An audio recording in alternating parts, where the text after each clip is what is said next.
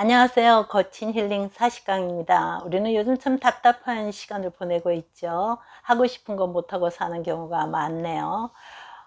우리가 살면서 하는 말 중에 나는 못해라는 말 참 많이 하면서 사는 것 같습니다. 사람에는 두 가지 힘을 동시에 가지고 있다고 하네요. 자기 자신을 실현시킬 수 있는 힘과 자기 자신을 파괴시키려는 힘이죠.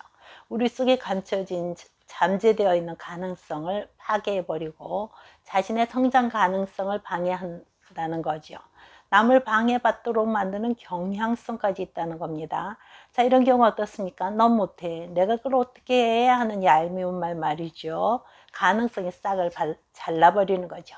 자꾸 이런 소리를 들으면요, 이 말이 난 못해가 되는 거죠. 나는 할 수 있다는 자기 효능감이 떨어지고 그러니까 의욕저하, 무능력감까지 생기는 거죠. 자, 사람에게는 스스로를 방해하는 남을 방해하려는 경향성이 있다. 자, 스스로의 실현을 막는다니 사실 심각한 거 아니겠습니까? 그런데요, 다행히도요, 사람에게는 변화의 역량이 있다고 하네요. 쉽게 말하면 난 못해를 난 할 수 있어로 바꿀 힘도 있다는 거죠. 긍정적인 사고를 가져라 이런 건 아니에요. 긍정이란 말이 오해를 많이 받는데요. 긍정이란요, 나의 존재 자체를 그대로 받아들이는 거예요. 자기 수용을 하는 거죠. 자기 수용이란요, 기본적인 나의 가치를 남이 평가나 외부적인 성체에 의해 평가하지 않는 겁니다. 남 못해는 남의 평가를 의식하는 데서 나온 말이 아니겠습니까? 못한다는 의식이 열등감 속에 숨겨져 있는 거죠. 못한다는 것 자체보다는요, 그것을 대하는 나의 태도가 중요한 겁니다. 자신이 못하는 부분 누구에게나 다 있는 거 아니겠습니까? 그것에 불만을 갖는 것이 아니라요, 그 사실을 있는 그대로 인정하는 거죠. 먼저 내가 못하는 것을 비하하거나 숨기려 하지 않고 있는 그대로 인정하는 거죠. 저희 조카 얘기 좀 할게요. 저희 조카가 초등학교 4학년 때 외국인 학교를 가게 됐어요. 근데 사실 외국인 학교를 가려고 외국어 공부를 많이 했던 건 아니고요. 그 친구가 입학 시험을 치러 가는데 따라갔다가 걔가 된 거예요. 그러니까 이제 영어를 잘못했죠. 그래서 그 외국인 아이들에게 놀림을 받았던 것 같아요. 너는 영어도 못한다. 그러니까 이 아이가 그렇게 말했다고 합니다. 그래, 나 영어 못해. 너 한국말 할 수 있어? 자, 어떻습니까? 참 똑똑한 조카 아닙니까? 진짜 긍정은요, 나는 할 수 있다는 체면과 같은 것이 아니에요. 자기 자신을 수용하고 내 삶의 현장에서 내가 할 수 있는 것을 하는 거죠. 사람에게는 누구에게나 할 수 있는 일도 있고 할 수 없는 일도 있는데, 내가 무엇에 꽂혀 있는가, 그것이 중요한 거 아니겠습니까? 평생 내가 잘못하는 것, 내게 없다고 생각하는 마이너스 요인만 들여다보면서 사는 건 시간 낭비라는 거죠.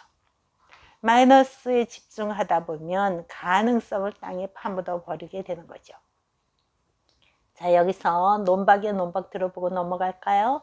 난 못해, 넌 못해가 난 못해로 입력되었네. 버려도 될 말을 생각 속에 저장했군. 그러니 너는 너의 마이너스 요인만 들여다보고 있는 거지. 그거 걷어차버려. 너만의 플러스를 찾아 자신의 투자자가 되어보는 거지.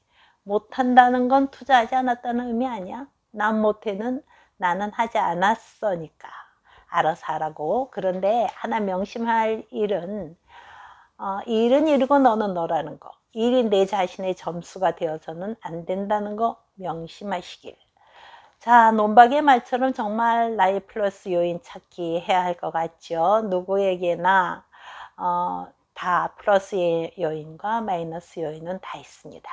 나뿐만 아니라 너 가족 이웃의 플러스 요인을 격려해 주는 거 중요하죠. 넌 못해, 당신은 못해, 당신이 뭘 할 수 있겠어? 남 못해 하는 사람들은요, 넌 못해 하는 말을 아주 쉽게 하는 경향이 있습니다.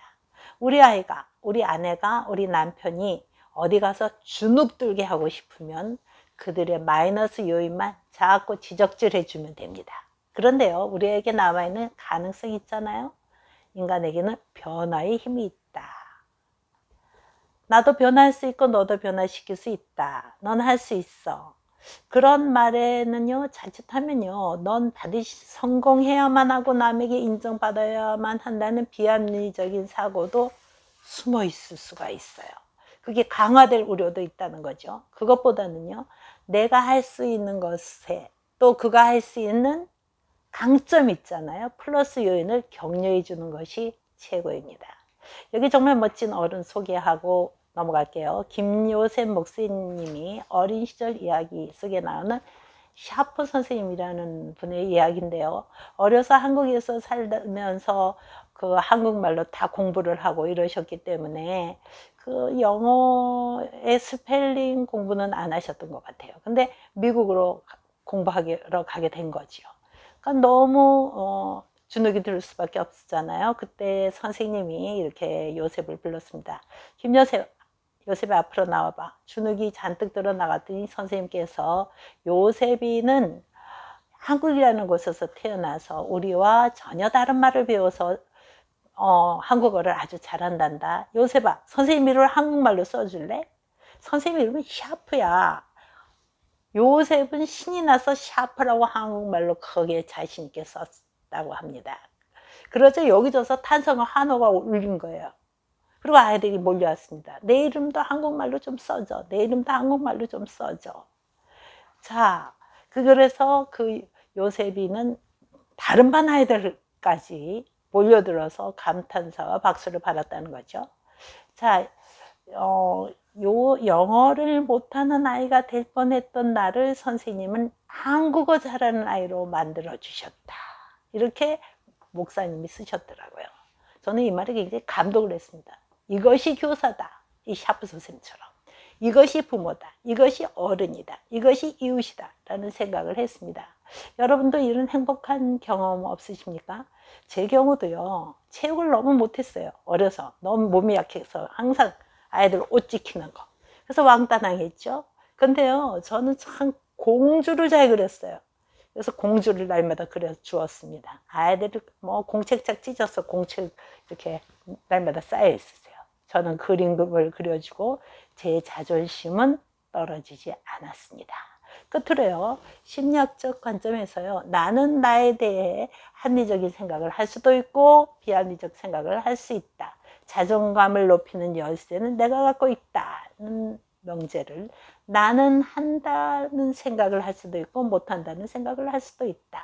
못한다는 근원인 자존감을 높이느냐 낮추느냐는 나에게 있다고 해석할 수 있겠죠.